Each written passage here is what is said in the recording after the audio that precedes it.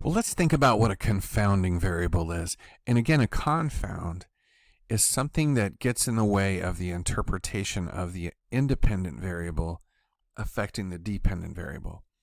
For instance, let's take the participants that would have participated in the silly experiment that I described before, involving asking the roommate for a favor.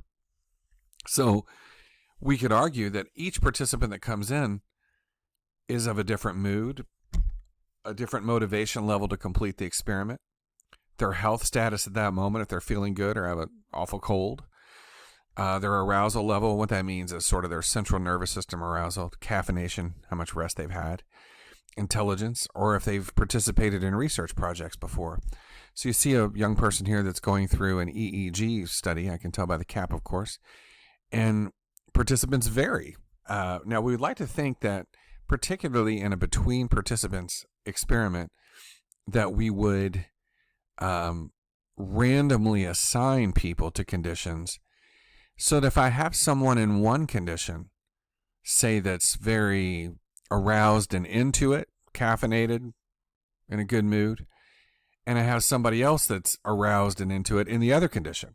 And conversely, if I have somebody that's sleepy and unmotivated in one condition, I'll have someone else that's sleepy and unmotivated in the other condition, sort of canceling each other out, if you will. So I would like to think that we take care of that. Now, you'd be surprised how often that's not really adhered to. For instance, in our roommate thing, what if we had, we just didn't take care and we wound up with too many people that were, for whatever reason, likely to have high heart rates in the no condition, where the roommate refused to do the mild favor of washing the dishes. Well, in that case, it would be detrimental because it might cause us to misinterpret the results. There was something about the participants that participated, and we didn't take care to counterbalance them or randomly assign them to conditions. So, we'd be surprised. We don't look into it too often, but participant variables are real. People vary a lot. Now, here at SFA, I've noticed the participants are, and also when I was in grad school at the University of Alabama years ago, I left grad school in 2004, but I would notice that when people come to a lab and they participate in something, they're overwhelmingly cooperative, almost without exception. An environmental variable. For instance, let's take, something that may have happened locally or nationally that is a huge distraction. For instance, let me read a few things. What time of year is it? We've noticed in a between participants design that I ran in grad school that the participants that came to the lab and participated in September were better performers than those that came in late November or the first week in December. The suggestion might be the ones that got their research requirement out of the way early were more committed. The ones that were later may have been less committed. So I don't know if that's environmental or participant, but other things like what time of year is it? Okay, let's take September versus December. September is the beginning of the school year. December the 1st or so is the end, and people are tired and jaded and ready to wrap it up. And there's this brand new stressor on the horizon called Christmas. Christmas is a huge cultural stressor with buying presents and whatnot.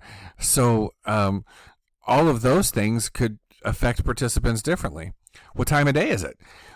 They've noticed in older people's research that deal with older adults, and that's defined as 65 or older, is that older people are fresh as can be between the hours of, say, 7 and 10 a.m., but look them up between 2 and 5, not very good at all. So that's an environmental variable. Are people fresher in the morning? Generally speaking, yes. And the hours between 2 and 5 aren't very good. Is there a weather threat? Extreme hot or cold?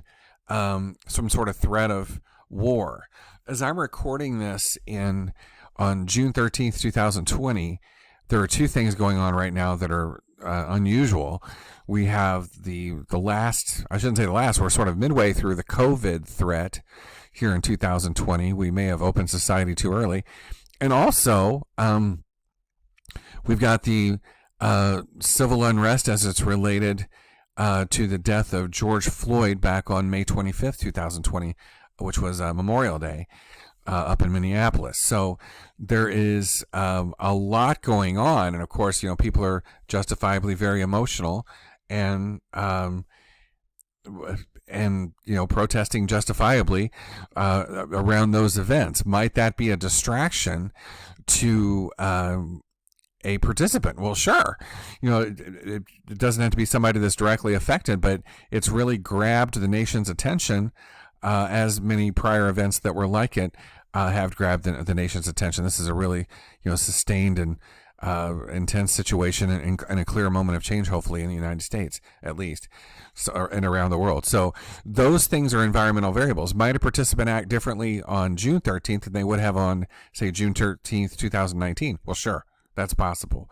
So another thing that's sort of environmental is the experimenter consistent with all participants, rather, and that's possible. That's why we automatize instructions if we can. I've had many master's thesis students that actually record the instructions if possible, so that their tone of voice and welcoming nature doesn't vary. So all of those things could vary and cause things to differ. One last environmental variable, if you'll indulge me. Think of the actor. Remember, people came in and asked a favor of a roommate. Will you wash those dishes? The actor either said no in kind of an unfriendly way, or okie dokie. That was the independent variable. Now here's a question. Should we have used the same actor? And those experimenters did use the same actor. It begs the question, what if they had used a different actor? What if there was an actor in the no condition and a different actor in the yes condition playing that roommate? And the no condition engendered really high heart rate. Well, the suggestion might be, maybe the actor in the no condition was just unfriendly and they had a dour facial expression, something like that. Until we could tease apart the difference in the actors, that could serve to confound. That would interrupt the interpretation of the independent variable affecting the dependent variable.